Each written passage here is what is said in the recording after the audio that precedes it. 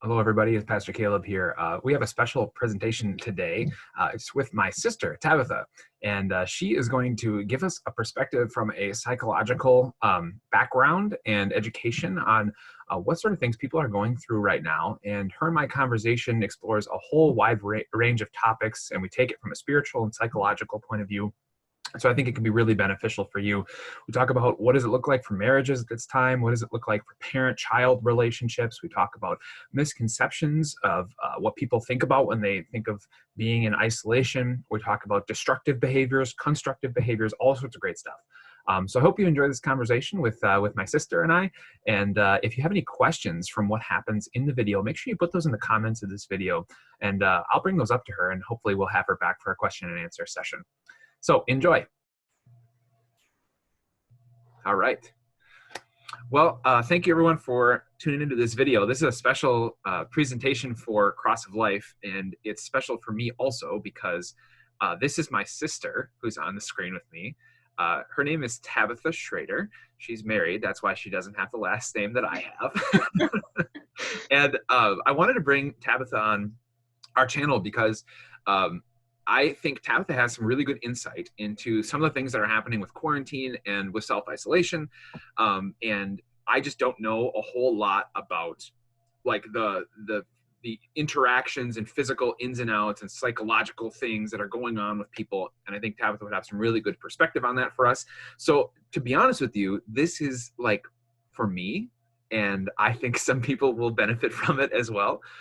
So that's why we're recording it and putting it on YouTube. So with that, Tabitha, please introduce yourself and tell us about your background and why you got into the line of work that you're in.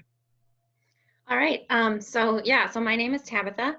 I have a bachelor's degree in psychology, and I am about 30 some days from having a master's degree in marriage and family therapy. So I am licensed in the state of Wisconsin as a marriage and family therapist in training. I work primarily as a therapist with adults, and my areas of focus include couples therapy, women's health, anxiety and mood disorders, and grief. Those are pretty much the main areas I work in. I decided to be a therapist originally because I had an interest in neuroscience. But as I learned more about the field, my interest became less about the brain and more about like the people as a whole. And there's a misconception about marriage and family therapists that we only see couples and families.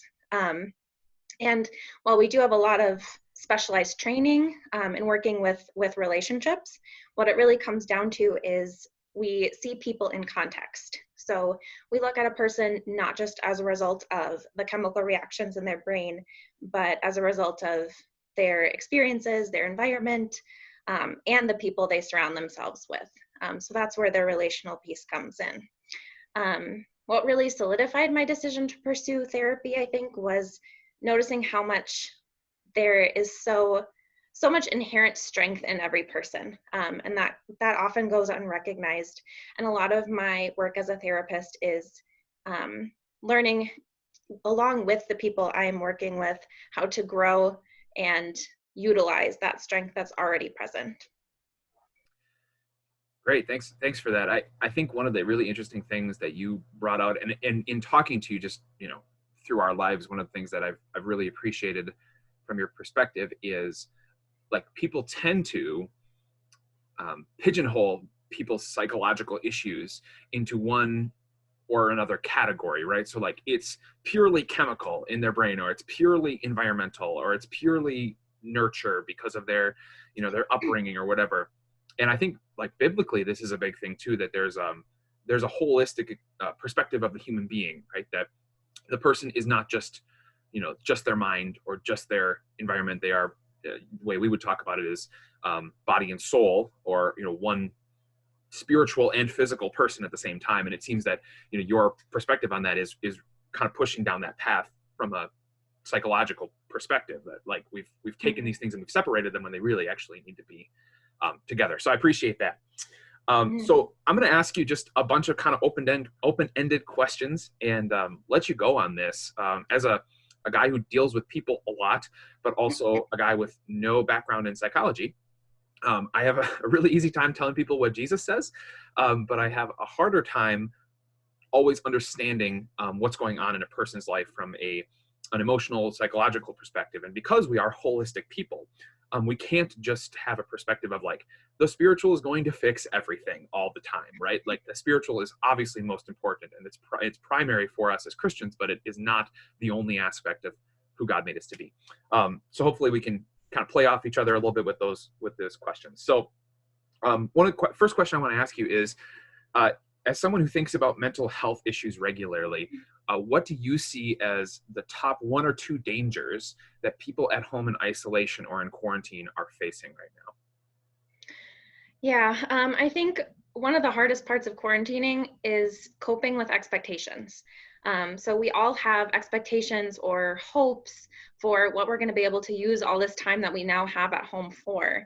And the danger is that a lot of those expectations are fueled by what we see other people doing on social media. So I don't know if you saw, but there was a Twitter post that went viral a while back that said something along the lines of, if you don't come out of quarantine having learned a new skill or done something productive, then you didn't lack time, you lack discipline. Mm. So at first glance, a statement like that doesn't maybe seem so bad. It's motivational, it tells it like it is, whatever.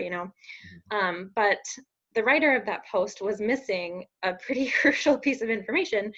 And like, the thing is, we aren't just all stuck at home for no reason with nothing to do. We're stuck at home because there is literally a pandemic happening across the globe that has turned a lot of aspects of many people's lives upside down. So people are being laid off, people have loved ones who are at risk or even already sick. People are at home with their young children or their spouses for entire days at a time, maybe trying to learn how to homeschool on the fly or do normal job functions from home. And the point is that when the body and the brain are under that kind of stress that's fueled by a global crisis, you're not going to function at peak form. So I think, to me, one of the top dangers of quarantine is allowing yourself to set those unreasonable expectations for you and for your family, especially based on the performance of other people that you see. So like, if one of your Facebook friends is learning how to play guitar while quarantined, that does not mean that you also need to play guitar to be successful. Right. If some person you follow on Snapchat is baking a new recipe every week, that does not mean you also need to be baking a new recipe every week. So I guess just like, take a breath, give yourself a little grace, and take it one day at a time, because like, we're all figuring out how to do this at the same time, and none of us really has the answers. So creating expectations for yourself based on what other people are doing is kind of just setting yourself up for disappointment. Yeah, and I think, as somebody who, I'm obviously not a business owner, but to some extent, I operate as the primary officer of a nonprofit, basically. Like, I think a lot of these organizations, it seems to me, have put extra expectations on people too. Like, we sort of, as business owners or CEOs, whatever, or, in my case, a pastor, where I'm trying to mobilize a church community, I have a tendency to want to use this crisis to like advance our mission or advance, something that I want to get done. And maybe that's like a little condemnation of me, that I I'm taking this place where people are all panicked and like saying, okay, now here's 3 new things that you need to do to be like a good Christian or a member of our church or whatever. So that's an interesting thing. And maybe I just want to go a little bit off on this, like with your mention of social media, and we're at home more often with less to do. And obviously still, some people are still working. Like it's not like, we're at home, yes, but like, your husband, me, you even are like, you're still working from home. So like, it's not that we're just sitting around watching Netflix all the time, although some of us are doing that. Like, social media has already, as far as I understand it, been shown to produce high levels of anxiety, depression, flight or fight response. And it seems to me that this is maximizing that, or like amplifying that. You want to speak to that at all? Like, just how social media is playing a role in this too? Yeah, I mean, I think that that's true. And what it really comes down to is that we all have more time to be looking at social media. So even if you are still working from home, you don't have your boss over your shoulder making sure you're being productive every second of the day. So you are probably checking your phone more often, looking at what your friends are posting and what your friends are doing during the day. So I think it's more about just how we're able to use our time now. That's a little different and has created more space for us to find more areas to compare ourselves to other people. Mm-hmm. Oh, that's good. Thank you for that. Yeah, I think when we're not actually, I mean, this has been true forever, as long as there's been social media, that like people put their best self out on social media. And so, Mhm. we compare ourselves to the best self of another person, and we say, wow, I'm totally flawed and I'm totally lacking. And Mhm. compared to them and their perfect life with their beautiful children and their whatever, baking a new recipe every day or whatever you said, um, Yeah. like I just like, no, I'm nowhere near that. And thankfully, sometimes the saving grace is like, oh, I'm actually in like a person's life day to day. I'm physically Mhm. seeing them, and I see that they lose their temper, or I see that they, whatever, not they're not perfect in whatever way, but like that aspect of our life has been mostly cut off. So now we're Right. just almost exclusively comparing ourselves to the best self of everybody else.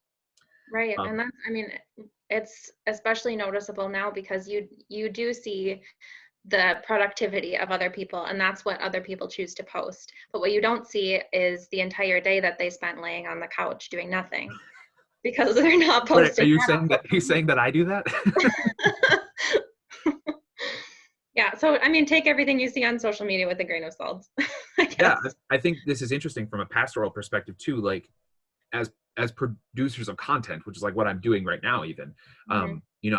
after this call, I'm going to be on a call with all the pastors in my circuit. So all the way kind of every pastor around Lake Ontario, basically. Hmm. Um, and what we're going to do is we're going to talk about, what are you doing at your church? And, I'm going to be able to say, and truthfully, that we're doing more online than most churches. Hmm. And that's an amazing blessing. It's partially because of the gifts that God has given me, not just like mentally, physically, but like because we have the money to buy video equipment and these sorts of things that allow us to publish quite a bit. And I wonder if, you know, that's a comparison that we've never been doing as churches. We've never been calling each other and saying like, what are you producing? What are you producing? And so there's never been that comparison of productivity for churches particularly. So yeah, it's really interesting perspective. Um, I wanted to ask more about the science of the brain. Like obviously not necessarily the chemical responses. You don't have to go into that because most of us, including me, are not going to understand the difference between how dopamine and norepinephrine and all those things work. I hear people talk about them and I'm like, that's super interesting, but I don't actually really get what's happening. So if you could give us like maybe a layman's view of some of the brain developments or changes that are happening because of this, that would be great. Yeah, so isolation is something that's been studied quite a lot, actually. And isolation is something that a lot of people are facing now because of this, especially if you don't have family members or roommates that live in the same space as you.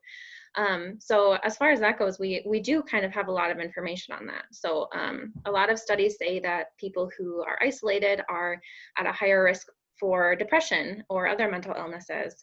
They might have more difficulty with memory or decision making or problem solving. And it's interesting because being in the context of a pandemic, isolation has actually also shown to cause people to have more difficulty coping with stress. And it also has been shown to possibly weaken the immune system. Mm. Um, there are also a lot of studies that look at isolation specifically in total darkness. Um, so that tends to have an even more significant effect. Um, and knowing that, I think one of the greatest tools we have available to us as people in quarantine is that we still have windows. We can open the windows and we can pull back the curtains, and that's like a pretty significant blessing when you think about the effects that isolation can have on human beings. Um, at the same time, it is important to remember that like these studies took place in very controlled environments. And just because an article says that isolated people are more likely to be depressed, like that doesn't mean you're going to come out of quarantine depressed. So it's good to have this information and to know that these things can affect the brain in this way, but also remember that there are a lot of variables at play, and this doesn't mean that we're all gonna come out of this worse than we did going in. Mm-hmm. Yeah, and it isn't there. You can correct me if I'm wrong, but my understanding is there is, especially with mental illness, sort of a like a, I don't even know what to call it, like a tag along effect. So like just because someone suggests that this might be an issue for you, you might start to, in sort of like a placebo way, start to believe that it's true about you and almost bring it on yourself. Like if you know, I hear a statistic like, oh, you know, people are more likely to get depressed when they're in quarantine. I think to myself, yeah, I am kind of depressed. And then like that sort of starts a snowball effect. Is that a true thing, or am I making something up? Yeah, I mean, it can be and it can't be. There is like a self-fulfilling prophecy, maybe at work sometimes, where you think, I should probably be depressed. And then you kind of start to I often think that to myself. start to act more depressed. But like also, if you look at something like suicide, for example, like the research shows that talking about suicide with somebody does not increase their risk of suicide. Mm. It in fact it decreases their risk. So like as therapists, we're encouraged to talk to our clients about suicide because talking about it is better for them than not talking about it. So Sure. like that's why I say it is and it isn't, because there are some ways that, yeah, that probably is true, but there is also research to say that maybe it's not always. Mm-hmm. Do you think there's something to, so I know you mentioned all the studies about like isolation and darkness, and obviously, and I'm thinking from a Canadian perspective, like the statistics say that 50% of Canadians live with one person or fewer. So 25% of Canadians alone, 25% of Canadians live with one person. So, you know, that we're already a relatively isolated culture. But this is, of course, amplifying that. And I'm specifically thinking for our people who live by themselves. And I'm also thinking of this from a city perspective, you know, Mississauga, Toronto, so much of the housing in this area are not actual houses with like four like detached walls where you can have windows. You know, many people are in an apartment where only one of their four walls is able to even have windows. And so I'm wondering, you know, obviously we're not in that setting that you described from a study perspective, where it's absolute darkness or it's serious isolation, like prison punishment isolation. But is there almost like a perception of it that leads us to react the same way? Like we're not actually isolated, but we start to think of ourselves as isolated. And then again, the self-fulfilling prophecy thing, like, oh, I'm isolated, even though I'm not actually isolated, because I've like convinced myself of it, then I start to produce the same reactions. You understand what I'm saying? Yeah, I think so. I think what came to mind as you were talking is like when you tell a little kid not to do something, even if they weren't thinking about it already, now they automatically want to start doing it. So Right. like you see a lot of the people that are like, you know, self-proclaimed introverts that don't really spend much time outside of their homes in general. But now that we're being asked to stay inside our homes, now we're suddenly all like, oh, but I actually wanted to leave and I actually wanted to go do these things and see my friends and whatever it is, you know? So I think it's kind of just, you know, the piece of fruit dangling in front of your nose. Like you just want to have the thing that you can't have. Yeah, it's interesting. I'm just noticing as um, you know, with my own friends and with family, obviously too, like we are calling each other more often, you know, we're checking in with each other. And obviously there's a void that's lost. Like I'm not seeing, you know, my congregation members, for example, face to face at least once a week at church. So like I do have a certain void of social interaction that I need to fill with something. And so I fill it very often with video calls to my friends or to my family or sort of those sorts of things. But it is kind of interesting how, you know, we're starting to do the thing that we probably should have been doing all along, which is like regularly checking in with our family that's, you know, across the world. But yeah, it's interesting how we needed a circumstance to actually do that. Okay, so next question I want to ask is just about some of the things that people might fall into, destructive behaviors, those sorts of things. And obviously that's a super broad topic. I mean, that's everything from, you know, substance abuse to physical, verbal abuse of family members, those sorts of things. Can you like walk us through maybe not just like what the possibilities of destructive behavior are, but like how do people fall into those things? How does quarantine affect that? That sort of stuff. Yeah. So I think like to keep it more general, I guess, a common temptation in quarantine, I think, is to just lean towards an extreme. So for example, laying in bed all day, only consuming wine and potato chips, that's one end of the spectrum. Scheduling every hour of your day to be doing something productive or learning something new, like that might be the other end of the spectrum. So an important part of managing your time while in quarantine is kind of balancing those two extremes. And that kind of, keeping that in mind, like that kind of keeps you away from some of those destructive things that you mentioned, like substance use and other abuse. So like it's pretty unrealistic to expect yourself to be accomplishing a new set of tasks every day for days and days. Like you might be able to do it for a week or two, but eventually you're probably going to feel pretty drained or pretty burnt out. But it's also not exactly healthy to not be doing anything to take care of yourself. So try and find somewhere in the middle. Maybe you like make a little guideline for yourself that for every productive hour you get an hour of relaxation, or you get to watch an episode of Netflix or something. So like we talked about before, quarantine it can be a great time to put in some work and accomplish your goals and get things done, but it's also a great time to prioritize taking care of yourself and giving yourself a break amidst all those things. It seems that we are being forced to learn what balance actually looks like, and I see that particularly here in the Greater Toronto area, where for a lot of people, work is life. Like, if I'm not working hard, somebody else is, and I'm going to lose my job, or I'm going to get fired, laid off, whatever. And so, like, for a lot of people, I think this is learning that balance. And if you don't learn it, you're going to just take all of that energy that was like projected into working your 12-hour, 14-hour days, and you're going to say, now I know I'm not working as much because I'm at home or whatever, but now I need to like force that same work ethic into something else in my life. And obviously it's going to set you up for a certain level of disappointment and failure. I've been thinking about this a lot from a biblical perspective, not just because of the quarantine, actually for a long time, as I've now lived here and watched people go through this, that like balance for how much time we work versus how much time we relax. We've gone away from, in North American culture, the 40-hour work week, 8-hour days. People are working 6 days, 7 days, working 10, 12 hours.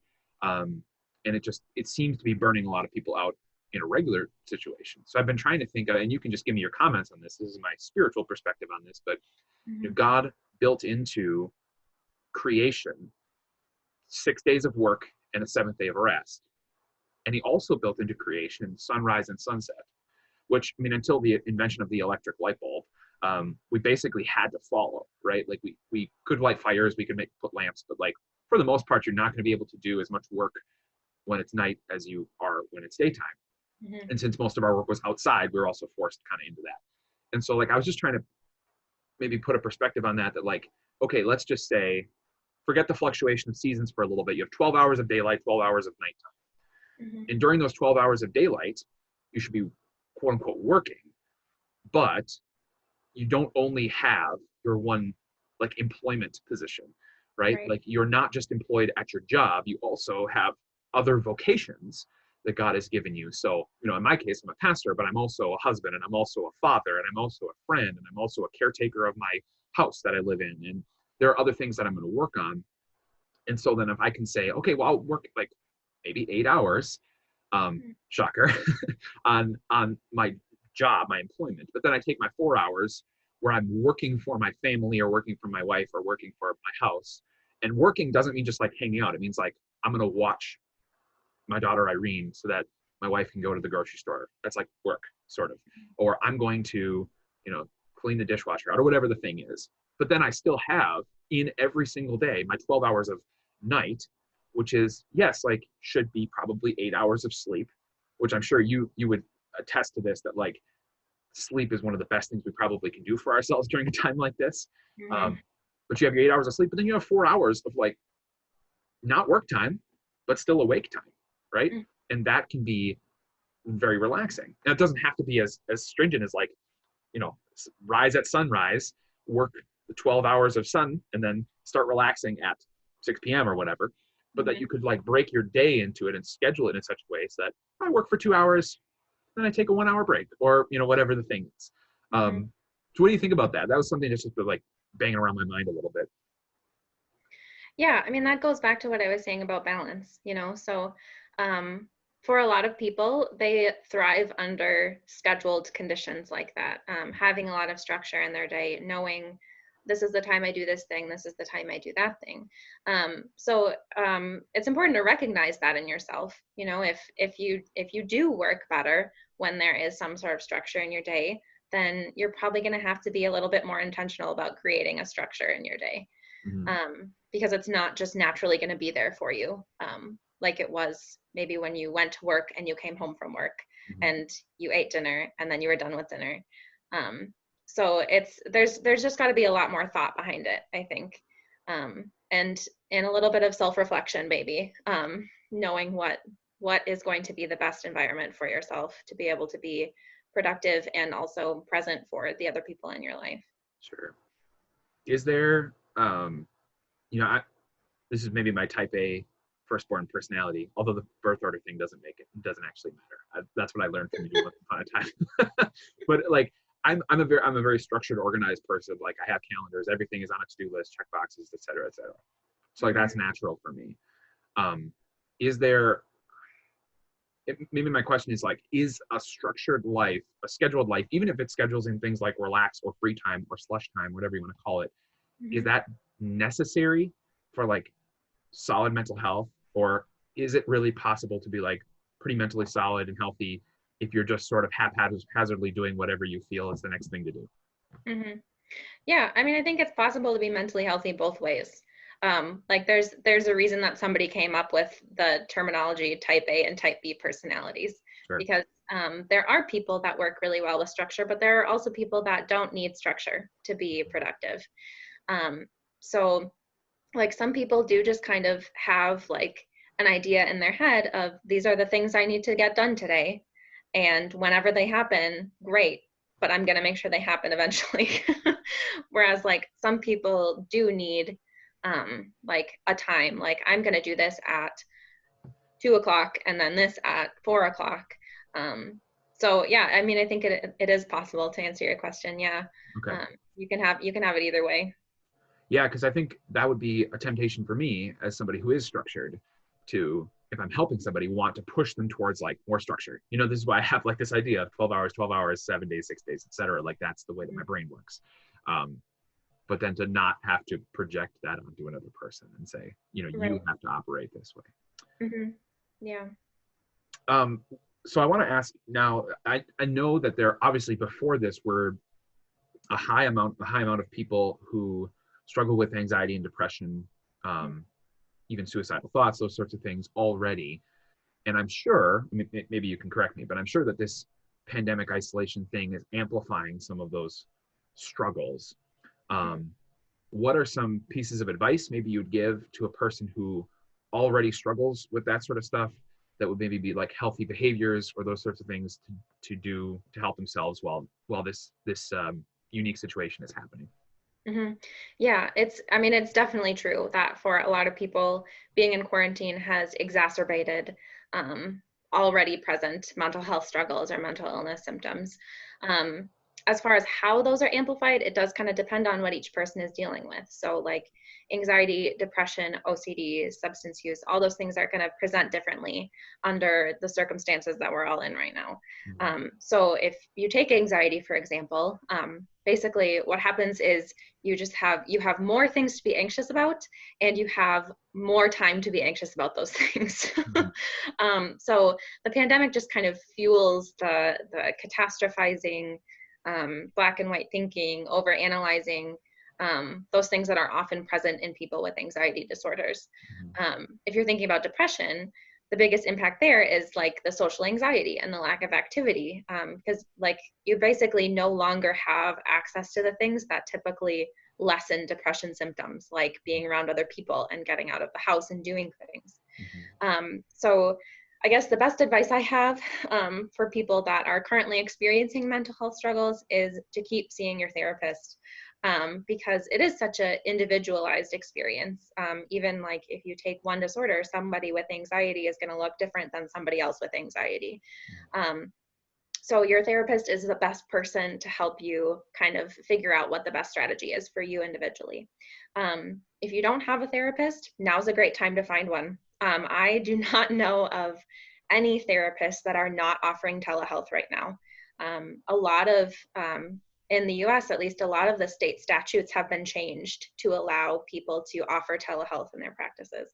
So seek that out. I know I have heard Cross of Life has some good resources for that. So make sure to be offering that to your members as needed. Also, and this goes for everybody basically, make sure you're taking care of your physical health. You know, do your best to be taking showers, putting on clean clothes, eat a fruit or a vegetable at least once a day if you have them available to you. Just remember you're doing all of these things in the context of trauma on a global scale, which is a big deal. You know, do your best to take care of yourself, but remember the circumstances that you're in. So if you don't shower for a day or 2 days or several days, you know, whatever it is, that's okay, because everything is going to feel hard right now, and that is normal for everybody. So again, that goes back to, you know, just give yourself some grace during all of this, but do your best. Yeah, and it's interesting you say it that way, like that healthy physical behaviors would include things like taking a shower, you know? Like when I think of like, oh, I have to stay healthy during a quarantine, like that means I need to go out and run, you know, or I need to do like body weight workouts in my basement or something like that. But like it's actually very basic stuff that can maintain some semblance of like normalcy, right? Like even if you're working in your basement and you don't have to take your pajama pants off, you should, and put jeans on or something so that you like are actually functioning like you normally would in your normal life and maintaining those things. And I think that, you know, I think I don't struggle with anxiety, but I would imagine that, you know, people who are struggling with anxiety, though, like the fact that they're not producing or not acting the way that they normally would be one of the factors that would, you know, change that, would exacerbate, like you said, their issues.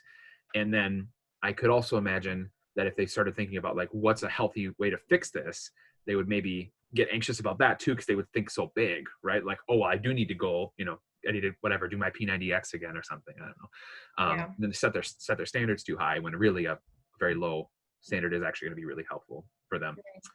Yeah. I mean, the bar is a lot lower in under circumstances like this. So as long as you're doing what you can to be taking care of your basic needs, like remind yourself that's good enough. And like there's a lot of ways for shame and guilt to come into conversations like that. So, you know, just meet those basic needs. And once you get there, then you kind of can go do your P90X or whatever it is, but keep the expectations low while you are in these sorts of circumstances that are so much more stressful than your life usually is. Yeah, I think that's something that, you know, I know in our house we're dealing with it, just like what are our expectations of ourselves, and I know you've already kind of touched on this, but like it's something probably that we should all be thinking about for our normal lives anyways, when we get back to normal life, is like, what are our expectations of ourselves? Because, and this again from a spiritual perspective, I see our behavior very often as trying to justify ourselves. Like, you know, I'm valuable, I'm a worthwhile person, I'm worthy of acknowledgement because I pull off this many things, which like is totally not Christian. Like we are valuable because of Jesus and what he's done for us. And then like my expectations of myself are not to be a world changer, not to be even a city or community changer. Like God has given me the vocation of provide for your family, like just watch out for your spouse, take care of your children. You know, our vocations are actually a lot smaller than we perceive them to be a lot of the time. And I think we want them to be bigger because we want to matter. We want to be God of our own universe. You know, we want to fall into Satan's temptation that, well, you know, God has bigger, brighter things for you, but you're just not taking them. You know, like he says to Adam and Eve, like, oh, well, God knows if you eat this fruit, then you'll be like him. And, you know, we have that same, that temptation that keeps coming against us. Like, well, you know, you could be so much better than you are, but look at you, you're a failure. when really the truth is, like, not only are we redeemed from our failure, but actually the standards that God has asked us to live out of love for, like, thankfulness for his resurrection and salvation are not that high either. That we actually could have a very fulfilling and balanced life if we would just take God's word seriously on those things. Mm-hmm. All right. So what was my next question here? I'll give you one more, and then I might. Well, we'll see how it goes. We'll see how long we go on this. Okay. Sorry. So you talked about constructive behaviors that a person could do for themselves. Are there constructive behaviors that family members or people who live in the house with them can engage in? If like my wife struggles with anxiety, whatever, or depression, and obviously it's specialized to each Mm-hmm. individual disease and the severity of that disease for that person. But are there some things that we, as people who aren't struggling with our mental health, can do for the sake of those in our house who might be? Yeah. I mean, the main thing we can do as a community, like even outside the walls of our own homes, is to check in with each other.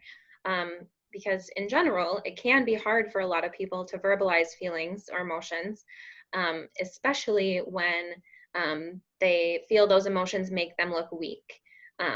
Feelings like sadness and anger are often some of those emotions that we try and kind of hold back because we've been told that they're inappropriate.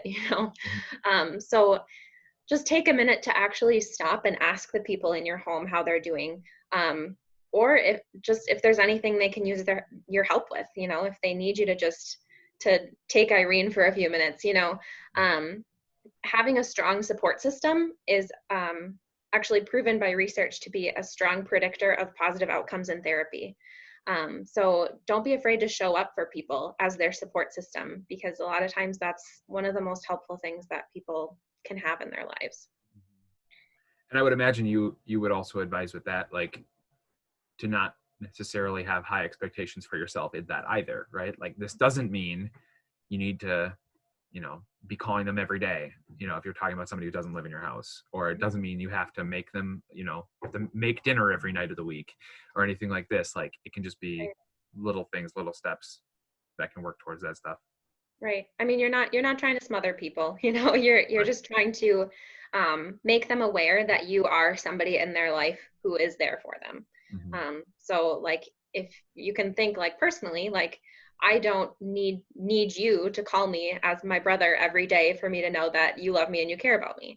So like, think about your own experience of people reaching out to you and kind of use that as a gauge for maybe how much you should be checking on other people. Sure. All right. Now you obviously you specialize, or you care a lot about marriage and family, Mm-hmm. and those sorts of things. What are some of the challenges that are facing particularly marriages and maybe even parenting situations? And we could take those in separate chunks. So maybe just talk first of all about marriage and what sort of things are going to be the challenges in marriage for people right now, and maybe some strategies for how to work on those things, prepare for them. Mm-hmm. Yeah. Marriage is a complicated thing. I think this quarantine has forced spouses to be together maybe more than they have since they were first dating. So that in itself is a challenge. It's a different experience to be home all the time with somebody, whether or not they're your spouse. Whether or not you're married to them. Mm-hmm. So I guess there are a few pointers I would keep in mind while being stuck at home with your spouse. First of all, be realistic. Marriage is hard, even when there isn't a pandemic that sticks us all inside together for days at a time. So remind yourself that your partner is doing their best, just like you are. And some days their best and your best will be better than other days, and some days it's going to be worse than other days. Mm-hmm. So be realistic about your expectations for yourself and your spouse. Secondly, be intentional. Healthy relationships don't happen naturally as much as we want to think they do, especially in like these uncharted waters that we're in right now. You have to make an extra effort to show love to your significant other. Even if you're home all the time now, plan a date the same way you would as if you were going out. Make a point of prioritizing the health of your relationship in the same way that you're prioritizing the health of your body right now. And lastly, be curious. You know, if there was ever a time to dig a little deeper and grow a little closer, having hours and hours together at home is that time. There's a really great app that I've used in therapy with clients. It's called Gottman Card Decks, and it's based on the very extensive research on couples that was done by John and Julie Gottman, who are two pretty big names in the therapy world. But this app is basically a tool to guide communication between partners and create space for conversations that you might not have known how to have before this. Because for a lot of couples, quarantine means a lot of extra time together. So, you know, you can use that time to be productive in your relationship and grow closer together. Sure, that's awesome. What was the name of the app again, just in case people want to look it up? Gottman Card Decks. So it's Gottman Card Decks. Okay, gotcha. That sounds really cool. Actually, I kind of want to do that now. So I didn't prep you for this question, so feel free to punt on it. But do you think there are different challenges for men versus women that are going to be amplified in this situation? Like men are going to struggle more with this kind of thing, or women are going to struggle more with this sort of issue? Yeah, I mean, I tend to avoid generalizing as much as possible. But I mean, statistically, you know, women tend to be more one way than men tend to be more another way. Sure. So if we're speaking in generalizations, men may tend to be more reclusive during this because statistically, emotions are a harder thing for men to talk about than women. Mm-hmm. Women may be more likely to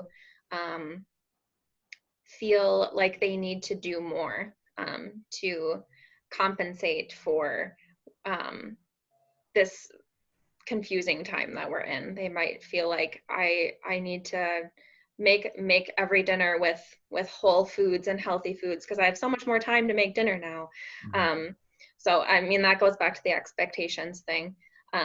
So I think in some ways there may be some differences as far as that goes.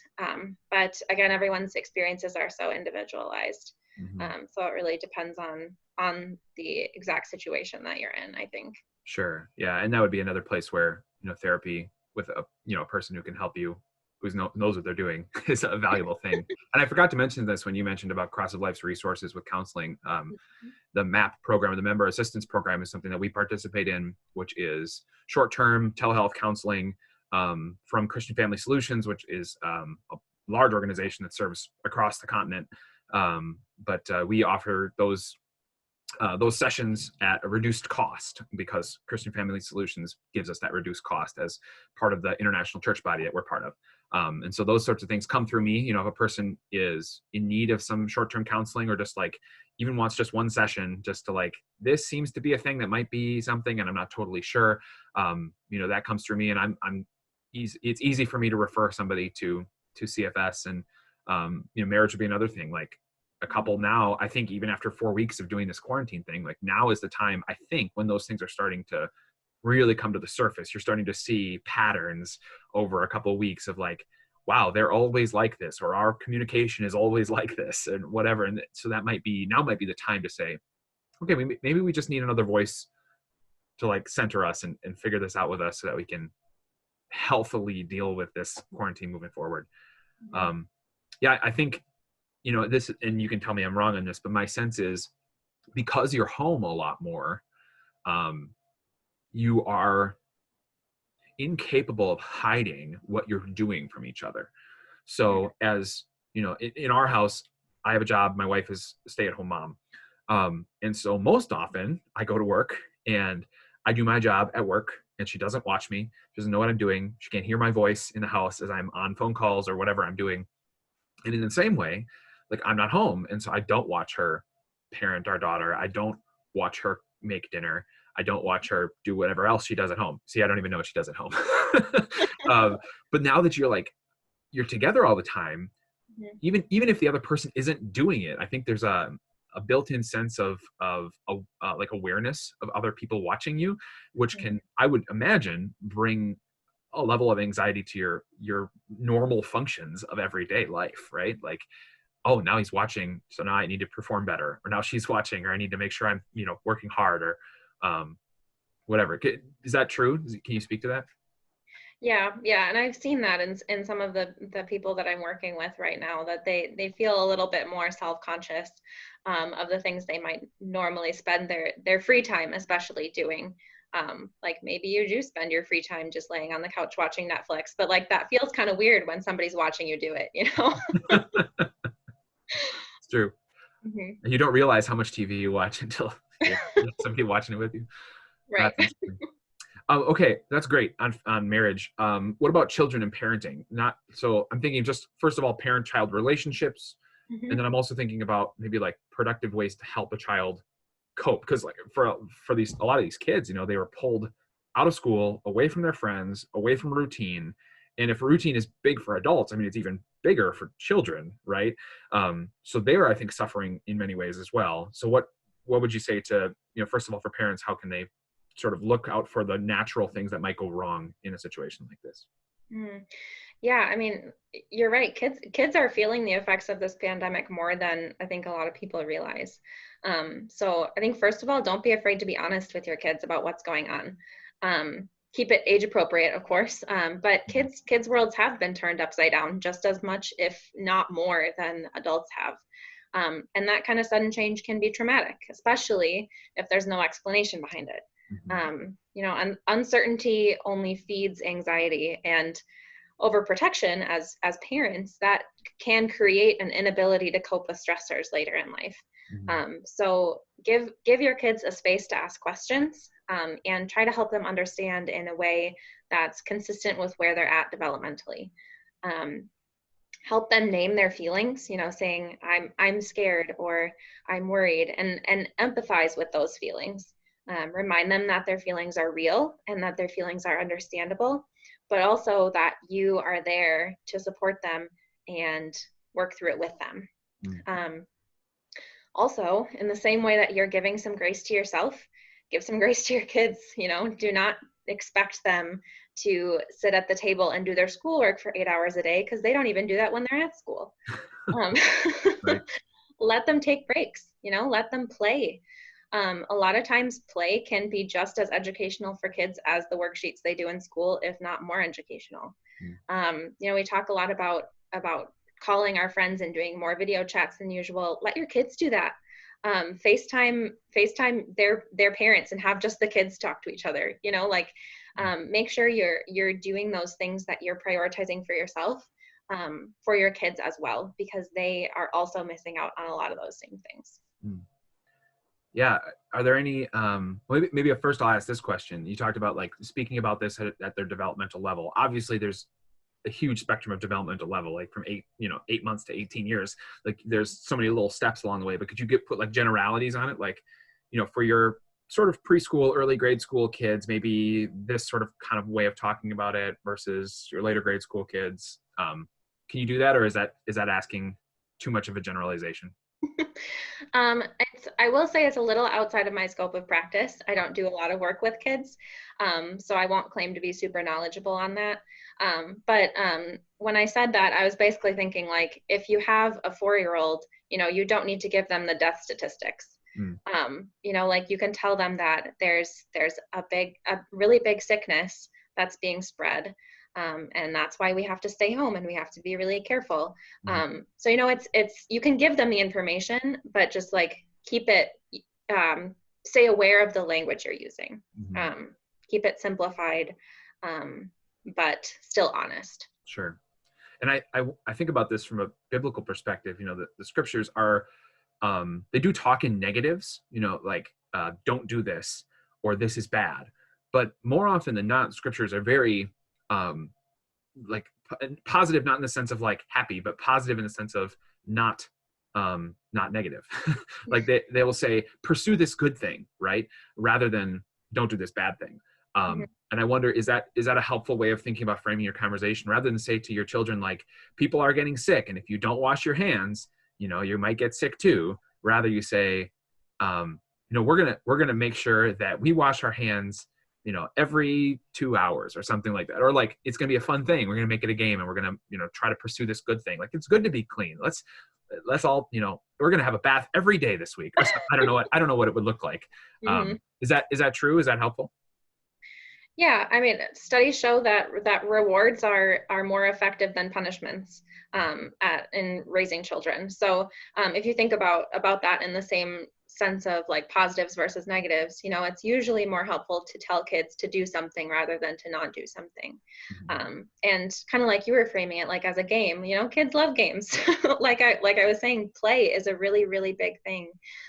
So if you can find a way to make these serious topics feel more playful, rather than like learning, I guess, or like school, something that your kids maybe have a negative association with, that's great.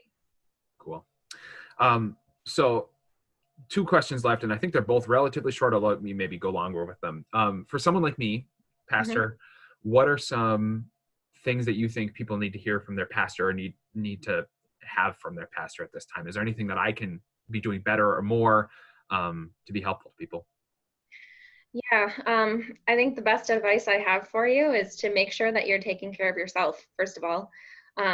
Recognize the significance that your role holds in people's lives and use it wisely. Anyone in a helping field right now, so that's like pastors, doctors, or therapists like me, like we're being turned to for support more than ever. And we are pretty uniquely positioned to serve our communities in a way that we've never really had to do before. And if we're not doing the work to address our own fears and concerns, then we won't really be able to help others do that. So be a listening ear, but don't be afraid to express that this is hard for you too. A lot of times people just want to know that what they're feeling is normal or like the average, and that they're not alone in the way that they're feeling. So it's okay to remind them that you don't have all the answers and that you're figuring out life in the same way that they are. And you are there to support them just the same. Yeah, I mean, I haven't made it as obvious as I should, but like this whole thing has been really hard on me. Like I have hit walls in many different like facets of my life. I think about last week with Easter and Holy Week, and I had to produce 3 services for worship, and one of the things that I've really struggled with is not having people, like, and not that I necessarily like need to physically be with people, but that I don't get as much feedback, even just in like eye contact or a smile or a nodded head. You don't get that. And so people might be like speaking to me about my sermons or about what we're doing as a church about as much as they were before, but because I'm not seeing their faces, I have like this emptiness, and like, is what I'm doing actually helping anybody at all?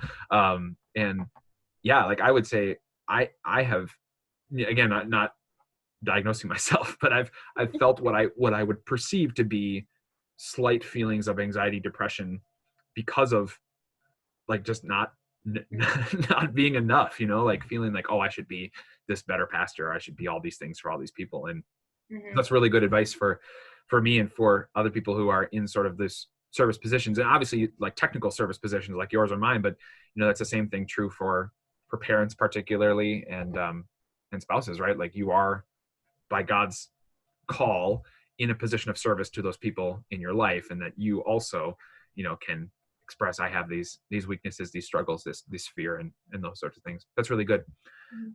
Last thing then, do you see any like glaring misconceptions of like how people are dealing with this or thinking about it or planning for it? Anything like that, you're like, you see this, and as a therapist, you're like, why are people doing this? Because I'm sure, like, if you're like me, like as a pastor, I'm an expert in the scriptures, and so when I watch people do foolish things with their spiritual life, I'm like, why? I wish so are there moments like that for you, and what are those things? Yeah, there are definitely moments like that. I think that the main misconception that I've been noticing is that people are telling themselves that they can handle this on their own. And a lot of times the reasoning behind that is, well, nobody knows what's going on, so I should just figure this out on my own. You know, I should be able to cope with these fears and anxieties because that's what everyone else is doing. But I will tell you this: nobody knows how to cope with a pandemic.